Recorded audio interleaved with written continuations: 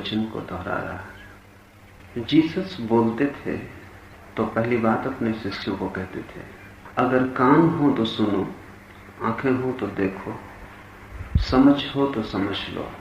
या कभी कहते कि जिनके पास आंखें हो वो देख लें, जिनके पास कान हो वो सुन लें। जो भी सुनने वाले थे सभी के पास कान थे, जो भी सामने बैठे थे सभी के पास आंखें थी। जीसस का क्या प्रयोजन होगा?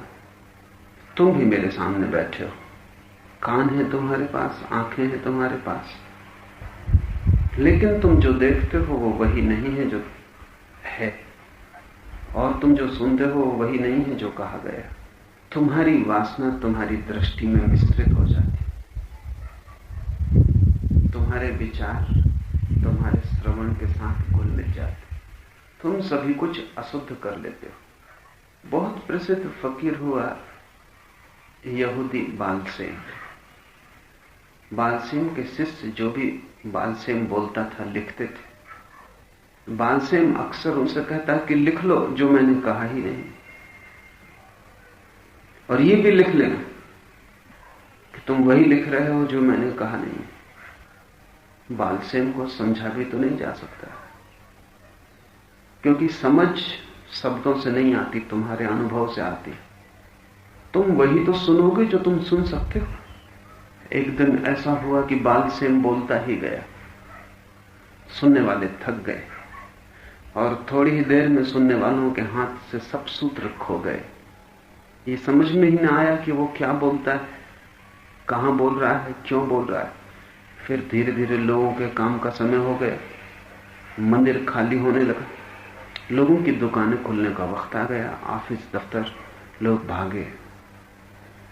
आखिर में बालसेम अकेला रह गया। जब आखिरी आदमी जा रहा था उसने कहा कि रुक, क्या मेरी जान लेगा?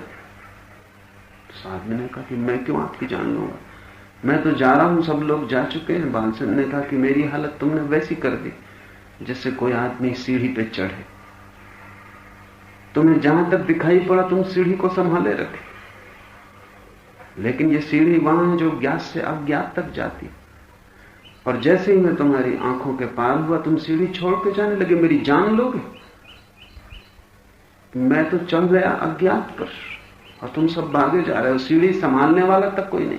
तो तू जब तक रुका था तो मैंने सोचा कम से कम एक तो मौजूद जो सीढ़ी को संभाले रखेगा। तब तक मैं कुछ ना बोला, कम से कम मुझे नीचे तो उतर आने दे। बुद्ध जहां से बोलते वो सीढ़ी का वो हिस्सा है जो अज्ञात से टिका है। तुम जहां खड़े हो वो सीढ़ी का वो हिस्सा है जो ज्ञात की पृथ्वी से टिका है। तुम्हारे बीच संवाद तो होना असंभव है। बुद्ध जो कहेंगे तुम वो न समझ पाओगे, तुम जो समझोगे वो बुद्ध ने कभी कहा नहीं।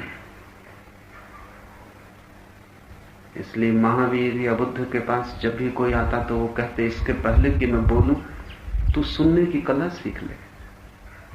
मेरे बोलने से कुछ सार नहीं है, क्योंकि मैं जो भी कहूंगा वो गलत समझा जाएगा, और गलत समझा गया ज्ञान अज्ञान से भी ज्यादा खतरनाक है। अज्ञानी तो विनम्र होता है, भयभीत होता है, डरता है, सोचता है कि मुझे कुछ पता नहीं, लेकिन अर्धज्ञानी अहंकार से भर जाता है और उसे लगता है मुझे पता है, और एक दफा जिसे ख्याल हो गया मुझे पता है और पता नहीं है, उसका भटकना सुनिश्चित है। इस बात को हम ठीक से समझ लें। सम्यक श्रवण का, राइट लिसनिंग का क्या अर्थ होगा? सम्यक श्रवण का अर्थ होगा जब कोई बोलता हो तब तुम सिर्फ सुनो, तब तुम सोचो मत, क्योंकि तुमने सोचा कि एक धुआं खड़ा हो गया, तुमने सोचा कि तुम्हारे विचार मिश्रित होने लगे, तुमने सोचा कि तुम्हारा मन खिचड़ी की भांति हो गया, तुमने सोचा कि तुम सुनोगे कैसे। मन एक साथ एक ही काम कर सकता है, मन की क्षमता दो काम एक साथ करने की नहीं। और जब कभी तुम दो काम भी करते हो तब भी तुम समझ लेना, एक क्षण मन एक काम करता है, फिर तुम दूसरा काम करते हो, फिर एक काम करता है, लेकिन एक क्षण में मन एक ही काम करता है। तुम बदल सकते हो, तुम मुझे सुनो एक क्षण और फिर एक क्षण सोचो, फिर मुझे सुनो फिर सोचो, ऐसा तुम कर सकते हो। लेकिन जितनी देर तुम सोचोगे उतनी देर तुम मुझे चूक जाओगे। इसका यह अर्थ नहीं कि आवाज तुम्हारे कानों में न पड़ेगी, आवाज तो पड़ेगी, कान झंकृत होंगे, शब्द सुने जाएंगे, लेकिन समझे ना जा सकेंगे। तुम्हारे घर में आग लग गई हो, रास्ते पर कोई गीत गा रहा हो, क्या तुम वो गीत सुन सकोगे? गीत सुनाई तो पड़ेगा, लेकिन तुम न सुन सकोगे, तुम वहां मौजूद नहीं। तुम्हारे घर में आग लगी, तुम चिंता से भरे हो, तुम्हारे मन में लपटें उठ रही, भविष्य अतीत सब सामने खड़ा हो गया, अब क्या होगा? तुम भयातुर हो, तुम पत्ते की तरह कप रहे हो तूफान में। तुम गीत सुन सकोगे? गीत कान पर पड़ेगा, आवाज तो टकराएगी, ध्वनि तो सुनी जाएगी, लेकिन अगर बाद में कोई तुमसे पूछेगा कि कौन सा गीत गाया गया था, तो तुम कहोगे कैसा गीत, किसने गाया? घर में आग लग गई हो और तुम भागे जा रहे हो, रास्ते पर लोग नमस्कार करेंगे, क्या तुम उनकी नमस्कार सुन सकोगे?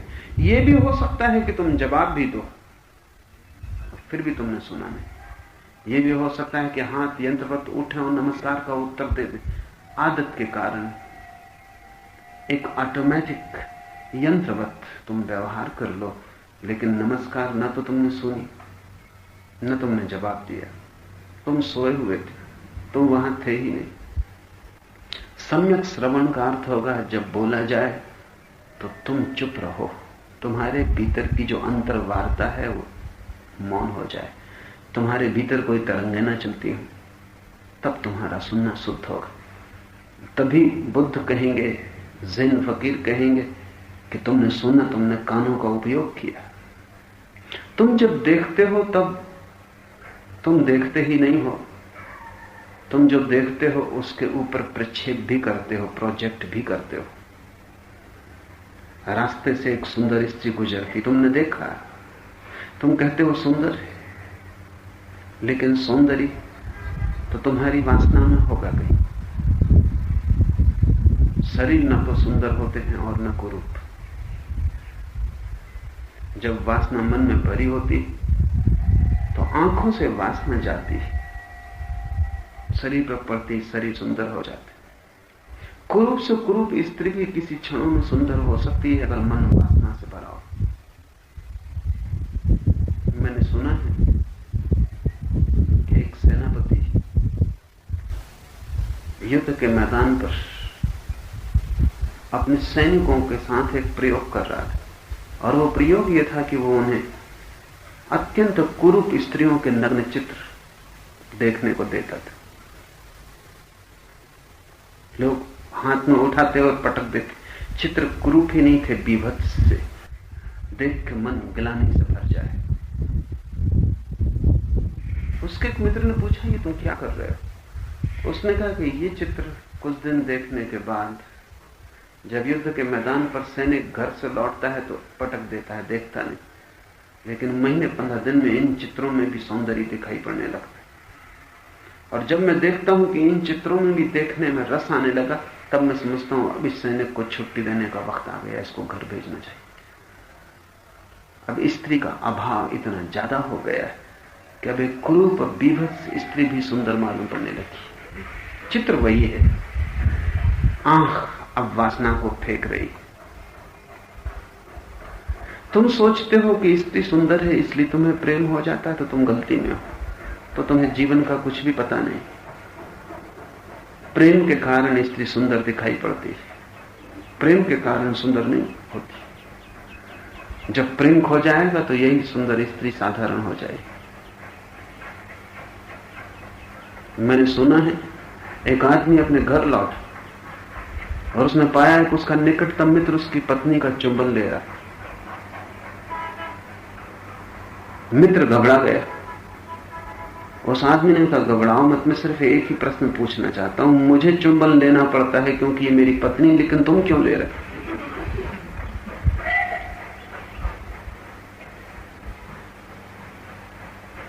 तुम पर कौन सा कर्तव्य आ पड़ा है?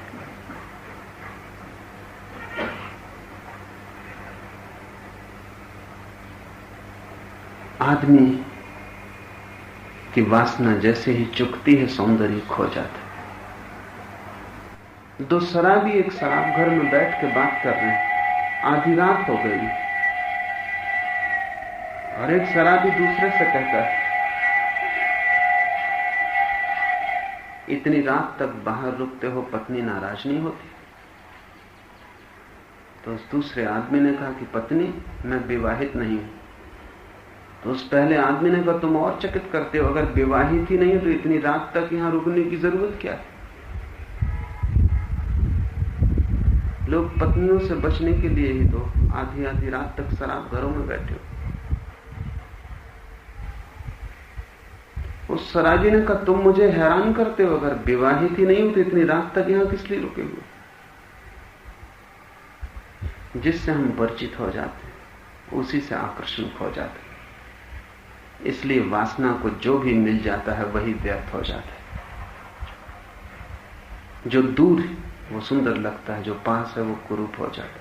जो हाथ में है वो आसार मालूम पड़ता है, जो हाथ के बाहर है बहुत पार है, जिसको हम पा भी नहीं सकते। जो हमारी पहुंच से बहुत दूर है उसका सौंदर्य सदा बना रहता है। आंखें सिर्फ अगर देखें और जो देखें उसमें कुछ डालें ना, तो आंखों ने देखा। लेकिन तुम कैसे देखोगे? तुम्हारी आंखें डालने का काम भी कर रही, तुम्हारी आंखें धागे भी फेंक रही हैं वासनाओं के। तो तुम जो भी देखते हो उस पर तुम्हारी वासना भी तुम फेंक रहे हो। आंख एक गहरा मार्ग नहीं है, डबल वे ट्रैफिक। उसमें तुम्हारी आंख से भी कुछ जा रहा है, आंख में भी कुछ आ रहा है। ये दोनों मिश्रित हो रहे हैं। इस मिश्रित आंखों से जो देखा जाएगा वो सत्य नहीं हो सकता। इसलिए ज्ञानियों ने कहा है, जब तुम्हारी आंखें शून्य होंगी और जब तुम्हारी आंखें कुछ भी जोड़ेंगे नहीं, तब सत्य तुम्हारे लिए प्रकट हो जाएगा। शून्य आंखें लेके जाना, दर्पण की तरह आंखें लेके जाना, तभी तुम जान सकोगे जो है उसे। ये ज़ैन फकीर ठीक कह रहा है। ये अपने शिष्यों को कह रहा है कि तुम्हारे पास कान है, तुम्हारे पास आंखें, लेकिन मैं तुमसे पूछता हूं, तुमने कभी देखा? तुमने कभी सुना? तुम्हारे पास नाक है, तुमने कभी सुगंध ली? तुम्हारे पास इंद्रियां तो हैं, लेकिन जब तक इंद्रियों के पीछे वासना छिपी है तब तक तुम्हारी इंद्रियां विकृत है। बुद्ध पुरुष की इंद्रियां शुद्ध हो जाती। ये सुनकर तुम्हें थोड़ी हैरानी होगी, क्योंकि तुम तो सोचते रहे हो, सुनते रहे हो कि बुद्ध पुरुष की इंद्रियां रह ही नहीं जाती। मैं तुमसे कहता हूं, बुद्ध पुरुष के पास ही इंद्रियां होती हैं, तुम्हारे पास तो इंद्रियां विकृत। बुद्ध पुरुष की इंद्रियां शुद्ध होती, उसकी आंख देखती, सिर्फ देखती, कुछ जोड़ती नहीं, अपनी तरफ से कुछ डालती नहीं। तुम बड़ा अजीब खेल खेल रहे हो। तुम्हारी ही आंखें सौंदर्य को डाल देती हैं किसी की देह में, और फिर तुम उसके पीछे लग जाते हो, क्योंकि इतने सुंदर व्यक्ति को बिना पाए तुम कैसे रह सकते हो। तुम्हारा ही लोभ धन पर उतर जाता है और धन की महिमा हो जाती है, और फिर तुम धन के पीछे पागल हो जाते हो।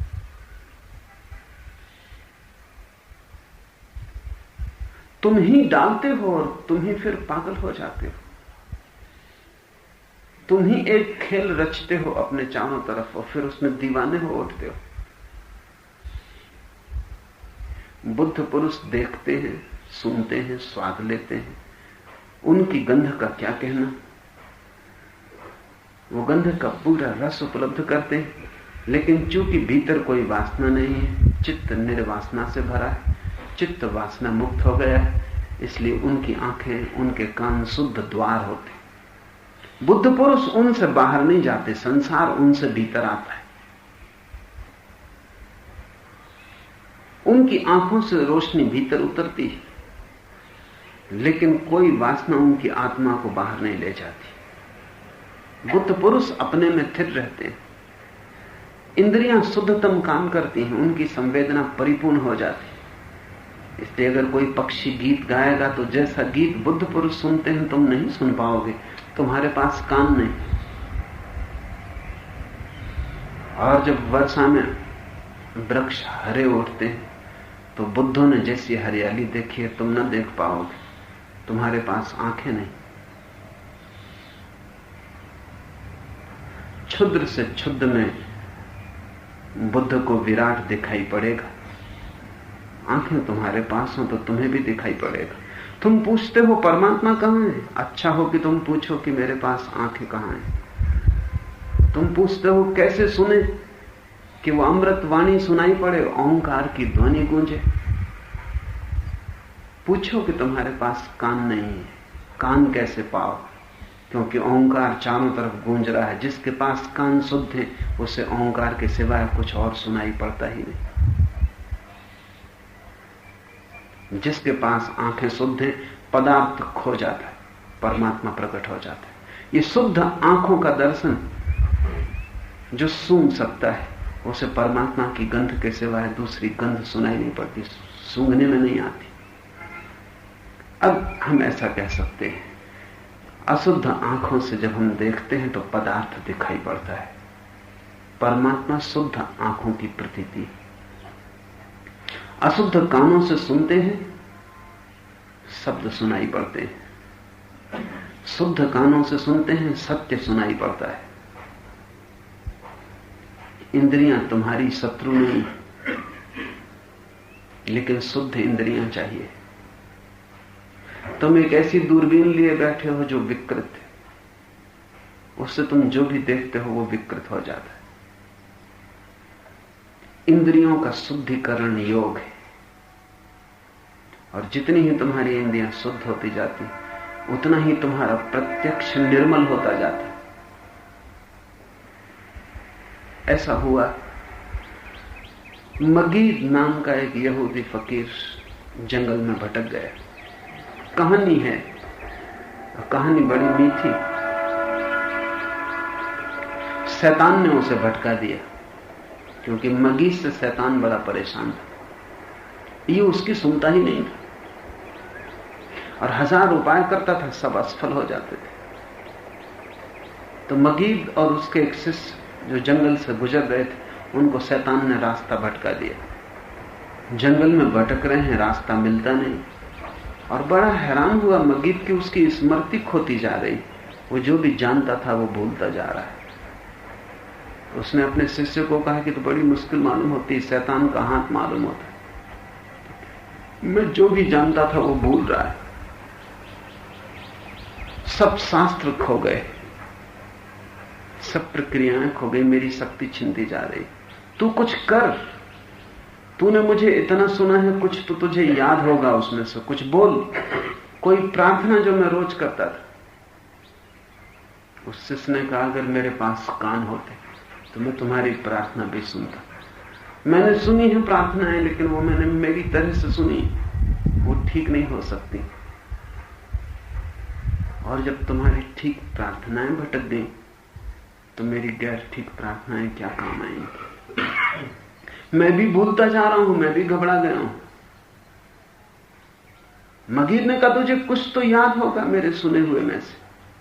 उसने कहा, तुम जोर ही देते हो तो सिर्फ अल्फाबेट ABCD, अलिफ बे, बस वही मुझे याद है। आबा सादा, बस वही मुझे याद है, और तो सब मुझे भूल गया है। तो मगीद ने कहा, कोई हर्जा नहीं, देर मत कर इसके पहले कि वो भी भूल जाए। तू जोर से अलिफ बे का पाठ शुरू कर, वर्णमाला का पाठ शुरू कर। शिष्य ने आज्ञा मानी, उसने ABCD का पाठ जोर से शुरू किया। मगीद उसके पीछे पाठ को दोहराने लगा। मगीद दोहराने में ऐसा तल्लीन हो गया,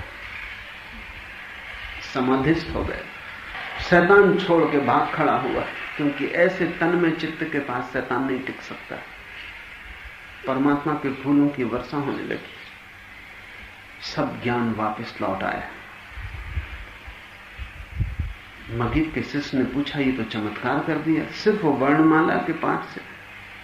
मगीद ने कहा, सभी शास्त्रों में जो है वो वर्णमाला से ज्यादा नहीं। वर्णमाला में सभी कुछ आ जाता है, कुछ बचता नहीं। और फिर मैंने जब पूरी वर्णमाला दोहरा दी तो मैंने परमात्मा से कहा कि अब तू ठीक से जमा ले, प्रार्थना तो मेरी तुझे पता ही, वर्णमाला ये रही, तू जमा ले।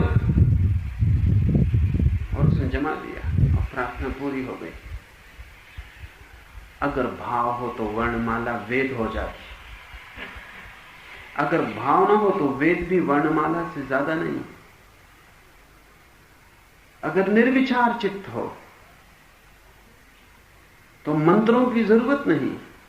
निर्विचार चित्र में आबा सा का पाठ भी कर लिया जाए तो मंत्र हो जाता। और विचार से भरे चित्त में तुम कितने ही मंत्र दोहराओगे सब व्यर्थ हो जाते। तुम कितना ही ओंकार का पाठ करो, ओम ओम दोहराओ, ये सब ऊपर ऊपर है। भीतर तुम्हारी वासनाएं दौड़ रही और तुम्हारी वासनाएं तुम्हारे ओम को विकृत कर रही। उनका धुआं घना है, वहां ओम की ज्योति जल नहीं सकती। इस गुरु ने ठीक कहा अपने शिष्यों को कि तुम्हारे पास कान तो दिखाई पड़ते हैं लेकिन है नहीं, तुम्हारे पास आंखें तो दिखाई पड़ती हैं लेकिन है नहीं। और फिर उसने एक बहुत अजीब सवाल पूछा और उसने कहा कि अगर तुम्हारे पास ना कान है, ना आंख है, ना नाक है, तो मैं तुमसे पूछता हूं ये गंध, ये रूप, ये रंग कहां से पैदा हो रहा है? कहानी यही पूरी हो जाती। बड़ा गहरा सवाल उसने उठाया। ये संसार जो तुम्हें दिखाई पड़ रहा है, अगर तुम्हारे पास देखने के यंत्र ही नहीं है, ये संसार कहां से पैदा हो रहा है? तुम भी देख तो रहे हो कि वृक्ष हरा है, तुम भी देखते रहे हो कि फूल में गंध है और रंग है। अगर तुम्हारी आंखें और कान और तुम्हारी इंद्रियां सब बंद पड़ी हैं, विकृत पड़ी हैं, तो ये इतना बड़ा संसार कैसे पैदा हो रहा है? ज्ञानी कहते हैं कि ये संसार तुम्हारी वासना से पैदा हो रहा है। इसलिए शंकर इसे माया कहते हैं। माया का अर्थ है स्वप्नवत है, तुमने पैदा किया है। तुम वो नहीं देख रहे हो जो है, तुम वही देख रहे हो जो तुम चाहते हो। ये तुम्हारी चाह का फैलाव है। जिस दिन तुम्हारी चाह समाप्त हो जाएगी उस दिन तुम उसे देखोगे जो है, और जो है वो बड़ा अलग है। यहां वृक्ष नहीं है, यहां परमात्मा ही फूलों में खिल रहा है। यहां आकाश में बादल नहीं भटक रहे हैं, यहां परमात्मा ही आकाश में भटक रहा है। यहां कंकड़ पत्थर नहीं पड़े हैं, यहां परमात्मा की प्रतिमाएं ही हैं। लेकिन जिस दिन तुम चाह का फैलाव ना करोगे, तुम्हारा प्रोजेक्शन ना होगा। फिल्म गृह में तुमने प्रोजेक्टर देखा है, प्रोजेक्टर पीछे लगा होता है, उसकी तरफ तो तुम देखते भी नहीं। पर्दे पे आंख लगी होती और पर्दे पे कुछ भी नहीं होता, धूप छाया का खेल होता है। असली चीज तो प्रोजेक्टर है। वो पीछे से चित्र फेंक रहा है, पर्दे पे चित्र बन रहे हैं। पर्दा खाली लेकिन चित्रों से ढक जाता है। तुम्हारा मन तो पर्दे से ज्यादा नहीं है, और तुम्हारी वासना प्रक्षेपण कर रही है। तुम्हारी वासना तुम्हें जो दिखाना चाहती है वो तुम्हें दिखाई पड़ रहा है। इसलिए अगर तुम बहुत वासना से भर जाओ कृष्ण की, तो कृष्ण भी तुम्हें दिखाई पड़ने लगेंगे। लेकिन तुम ये मत सोचना कि कृष्ण तुम्हें मिल गए। ये कृष्ण भी उसी माया का हिस्सा है। तुमने इतना चाहा कि वो दिखाई पड़ने लगे। तुम्हारी चाह ने उन्हें पैदा कर लिया। जीसस के भक्त को जीसस दिखाई पड़ जाते हैं, कृष्ण कभी दिखाई नहीं पड़ते। कृष्ण के भक्त को कृष्ण दिखाई पड़ते हैं, राम दिखाई नहीं पड़ते। बुद्ध के भक्त को बुद्ध दिखाई पड़ते हैं, कृष्ण और जीसस का कोई पता नहीं चलता। क्या हो रहा है? ये अनुभूति नहीं है, ये प्रक्षेपण है। कृष्ण का भक्त अपनी सारी चाह को एकाग्र करके कृष्ण की मांग कर रहा है। अगर तुम मांगे ही चले जाओ, भूखे प्यासे दिन और रात, न सो न चैन लो, तुम अपने सारे मन में एक ही गूंज से भर जाओ, कृष्ण कृष्ण कृष्ण, आज नहीं कल, कितनी देर लगेगी? तुमने इतना बड़ा संसार पैदा कर लिया, तुम छोटे से कृष्ण को भी पैदा कर लोगे। तुम उनसे बातें करोगे, खेलोगे, और ऐसा नहीं कि तुम ही बोलोगे, तुम्हारे कृष्ण तुम्हें उत्तर भी देंगे, लेकिन तुम ही वो मोनोलॉग है। तुम एकालाप कर रहे हो, कोई वहां कृष्ण बोलने वाला नहीं, तुम दोनों तरफ से जवाब दे रहे हो। मन की क्षमता अद्भुत है। मन माया को निर्मित कर लेता है। इस बात को ख्याल से समझ लो जब तक तुम्हारी चाह है तब तक तुम सत्य को न जान सकोगे, तब तक तुम जो भी जानोगे वो माया है। इसलिए परमात्मा की चाह नहीं की जा सकती, और जो परमात्मा को चाहता है वो भटक जाता है। परमात्मा को तो तब जाना जाता है जब तुम्हारी कोई चाह नहीं बचती। इसलिए बुद्ध जैसे ज्ञानियों ने इनकार ही कर दिया, कह दिया कि कोई परमात्मा नहीं है, कोई कृष्ण नहीं है, कोई राम नहीं है, बचो इनसे। तुम एक ही काम करो सिर्फ कि तुम अपनी चाह को काट डालो, फिर जो है वो प्रकट हो जाएगा। तुम उसे नाम मत दो, अन्यथा तुम्हारी कल्पना उस नाम को पकड़ लेगी और तुम खेल में लग जाओगे। रात तुम सपना देखते हो तब सपने में सब सपना सच ही मालूम पड़ता है। कभी सपने में ख्याल आता है कि ये सपना है। अगर कृष्ण के भक्त को और राम के भक्त को एक ही कमरे में बंद कर दो तो रात कृष्ण का भक्त बांसुरी को बजते हुए सुनेगा, राम का भक्त बिल्कुल नहीं सुनेगा। राम का भक्त देखेगा धनुर्धारी राम खड़े रात भर पहरा दे रहे हैं, कृष्ण के भक्त को इनका पता ही नहीं चलेगा, और पता चल जाए तो इनको निकाल बाहर करेगा कि यहां कमरे में तुम क्या कर रहे हो।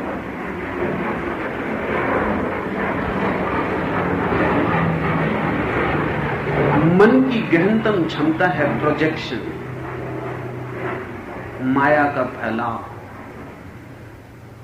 तुम जो चाहते हो वो दिखाई पड़ने लगेगा, तुम बड़े शक्तिशाली हो।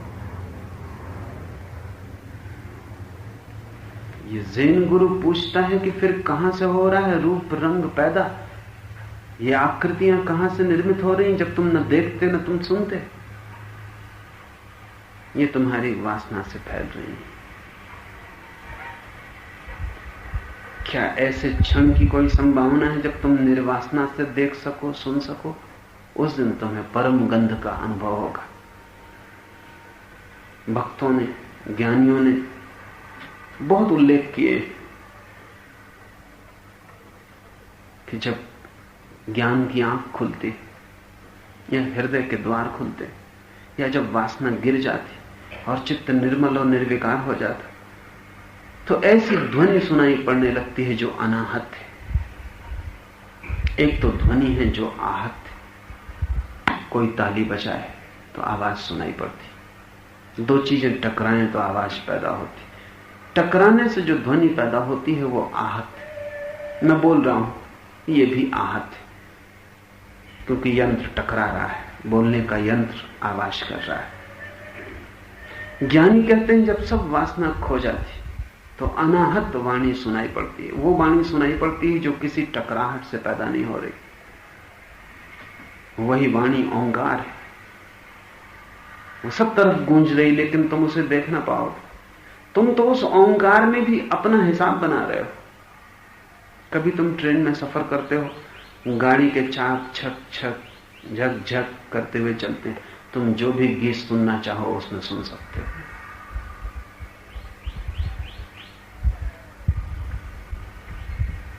यह हो सकता है कि राम का भक्त वहां बैठा हुआ उस छक छक में राम राम राम राम सुनने लगे, और उसके बगल में बैठा हुआ मुसलमान अल्लाहू अल्लाहू सुनने लगे। तुम कोशिश करना, तुम दोनों सुनने की कोशिश करना। जैसी तुम कोशिश करोगे उसी ध्वनि में अल्लाहू बैठ जाएगा, उसी ध्वनि में राम बैठ जाएगा। तुम वही सुन लोगे जो तुम सुनना चाहते हो। मनोवैज्ञानिक इसे गेस्टाल्ट कहते हैं। आकाश में तुम देखते हो, तुम्हें गणेश जी दिखाई पड़ सकते हैं बदलियों में, अगर तुम गणेश के भक्त हो तुम आकार चुन लोगे। दूसरा जो गणेश का भक्त नहीं, उसे समझ में नहीं आएगा कि कैसे गणेश जी, कहां के गणेश जी, उसे कुछ और दिखाई पड़ेगा। अगर कोई कामातुर व्यक्ति है तो उसे कुछ काम वासना के चित्र आकाश में दिखाई पड़ जाएंगे। ये तो निराकार है, आकार तुम इसमें बनाते हो, और आकार तुम्हारी वासना से बनता है। और जब तक तुम्हारी वासना ही मुक्त शून्य ना हो जाए तब तक निराकार प्रकट ना होगा। तब तुम्हें न राम दिखाई पड़ेंगे न कृष्ण, तब तुम्हें वह दिखाई पड़ेगा जो है। उसी को हमने ब्रह्म कहा है। इसलिए ब्रह्म की कोई आकृति नहीं। राम की आकृति है, कृष्ण की आकृति है, ब्रह्म की कोई आकृति नहीं। वो निराकार है, उसकी कोई प्रतिमा नहीं बनती, कोई बनाई नहीं जा सकती। वो तो उसी दिन प्रकट होगा जब सब प्रतिमाएं गिर जाएंगी। तुम सभी प्रतिमाओं को छोड़ दोगे, तब अप्रतिम, तब निराकार प्रकट होगा। दो उपाय हैं इस जगत में जीने के। एक उपाय तो है वासनाओं को फैलाना, वो संसारी का उपाय है, और एक है वासनाओं को निर्जरा करनी, वो सन्यासी का उपाय है। सन्यासी उसको देखने की कोशिश में लगा है जो है, वो अपनी तरफ से कुछ जोड़ना नहीं चाहता। और संसारी वही देखने में लगा है जो वो चाहता है, वो वही नहीं देखना चाहता जो है। तुम्हारे घर बच्चा पैदा हो तो संसारी देखता है कि परम जीवन का जन्म हुआ, और सन्यासी देखेगा तो उसे दिखाई पड़ेगा ये मौत पैदा हुई, क्योंकि जो पैदा हुआ वो मरेगा। तुम हंसोगे नाचोगे, सन्यासी रोएगा कि एक मौत और घटी, एक लाश और निर्मित हुई, एक रूप बना अब बिखरेगा।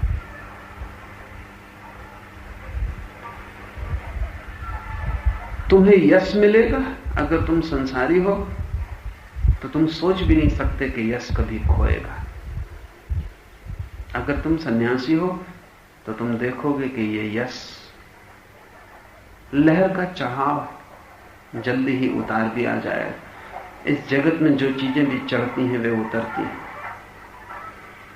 और जिसने सिंहासन खोजा वो आज नहीं कल जमीन पर गिरेगा। जिसने यश चाहा, प्रतिष्ठा मांगी, उसे अपमान मिलेगा। जिसने स्तुति की खोज की, वो गालियों की तलाश कर रहा है।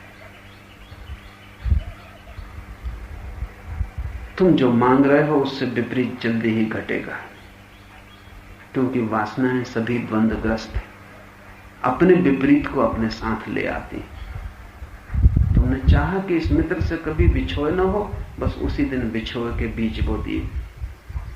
और तुमने कहा ये प्रेमी सदा मेरे पास रहे, उसी दिन तलाक की शुरुआत हो गई।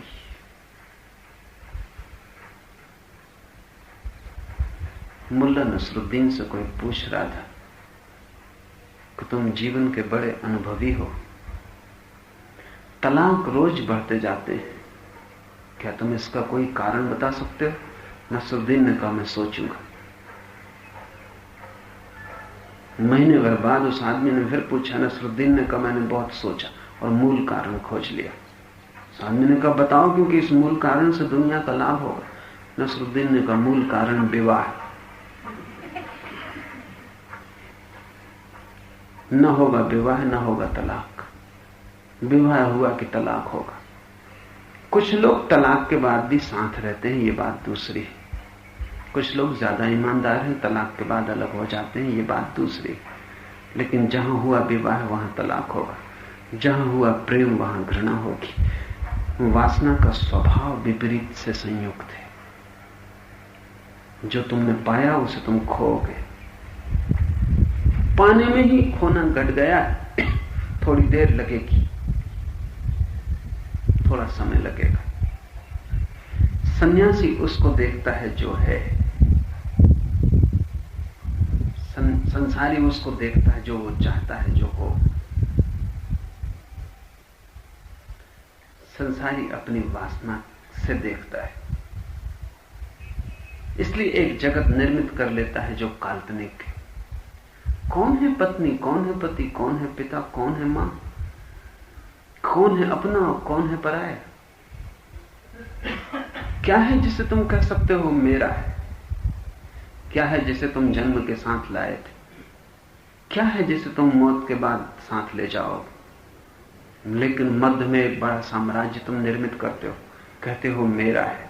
उसके लिए दुखी होते हो, सुखी होते हो, पीड़ित परेशान होते हो, बड़ा उपद्रव पैदा होता है। बिना ये पूछे कि जब मैं कुछ लाया नहीं और जब मैं कुछ ले जा ना सकूंगा तो इस थोड़ी सी देर में जहां सराय में विश्राम किया है वहां अपने का फैलाव क्यों करूं?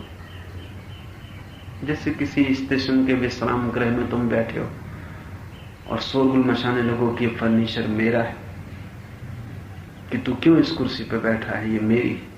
लेकिन तुम ये मचाते नहीं शोरगुल, क्योंकि तुम जानते हो घड़ी भर बाद तुम्हारी ट्रेन आ जाएगी, तुम पकड़ोगे ट्रेन और विदा हो जाओगे। ये विश्रामालय है, ये तुम्हारा कोई घर नहीं। लेकिन 7 मिनट रुके कि 7 घंटे की 70 वर्ष, इससे क्या फर्क पड़ता है? समय क्या असत्य को सत्य कर देगा? समय की लंबाई क्या विश्रामालय को घर बना देगी? सिर्फ समय की लंबाई से इतना हो सकता है, तुम्हारी बुद्धि दोनों छोर को मिला नहीं पाती कि तुम आए और गए। इसलिए मेरे और तेरे का बड़ा उपद्रव खड़ा होता है। ये ज़ेन गुरु कह रहा है कि तुम्हारे पास आंखें तो हैं लेकिन तुमने देखा नहीं, क्योंकि देखना हो तो आंखों को निर्धूम होना चाहिए, आंखों में फिर वासना नहीं होनी चाहिए। जब तक तुम्हारी आंख में वासना का बादल तैर रहा है तब तक तुम जो भी देखोगे वो गलत होगा। आंख निर्मल चाहिए, कोरी चाहिए, खाली चाहिए, ताकि आंख प्रतिबिंब बनाए, ताकि आंख दर्पण हो और जो है वही दिखाई पड़े।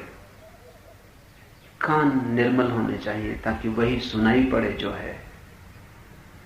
काश तुम वही देख सको जो है, तुम मुक्त हो जाओगे। जो मैं कह रहा हूं अगर तुम वही सुन सको तुम मुक्त हो सकते हो,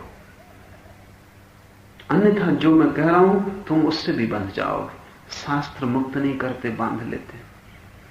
गुरु स्वतंत्रता नहीं बनता और एक नई परतंत्रता बन जाता है। तुम उसके पैर भी पकड़ के जंजीरें खड़ी कर लेते हो। तुमने कुछ गलत सुना, अन्यथा तुम बुद्धों को भी पिघला के जंजीरें कैसे बनाते। सभी मंदिर कारागृह हो गए, सभी चर्च गुलामियां, सभी धर्म तुम्हारे ऊपर बोझ बन जाते। और आश्चर्य की बात यह है कि इन सभी को जन्म देने वालों ने तुम्हारी मुक्ति का पैगाम दिया था। वे पैगंबर थे, तुम्हें स्वतंत्र करने के लिए आतुर थे। वे चाहते थे कि तुम मुक्त आकाश में उड़ जाओ, तुम्हारे पंख खुलें, तुम्हारे पिंजरे टूट जाएं। लेकिन तुम बड़े होशियार हो, तुमने उनसे भी पिंजरे निर्मित कर लिए, तुमने उनसे भी सींचे ढाल लिए, तुमने उनसे भी कारागृह बना लिया। तुम्हारी कुशलता का अंत नहीं, तुम उनकी प्रतिमाएं अपने कारागृह में ले आए, बजाय कि तुम उनके साथ खुले आकाश में गए होते। तुम उन्हें भी अपने कारागृह के भीतर ले आए। तुमने अपने कारागृह की दीवारों को उनके चित्रों से सजा लिया है। अब ये कारागृह और भी छोड़ने जैसा मालूम नहीं पड़ता, ये बड़ा प्यारा है। तुम कुछ ऐसे हो, तुम्हारी वासना का गणित कुछ ऐसा है कि तुम जंजीरों को आभूषण समझ लेते हो, तुम हीरे मोती लगा लेते हो उन पर, फिर छोड़ना भी मुश्किल हो जाता है। तो तुम्हें जो भी मुक्त करने आता है तुम उससे ही बंध जाते हो। हिंदू, मुसलमान, ईसाई बंधनों के नाम, मुक्ति का भी क्या कोई नाम हो सकता है? कारागृहों के नाम हो सकते हैं, मुक्त आकाश का क्या नाम होगा? कारागृहों की सीमाएं हो सकती हैं, मुक्त आकाश की क्या सीमा होगी? तुम धर्म को भी गुलामी में बदल लेते हो, क्योंकि तुम जो सुनते हो वो वही नहीं है जो कहा गया।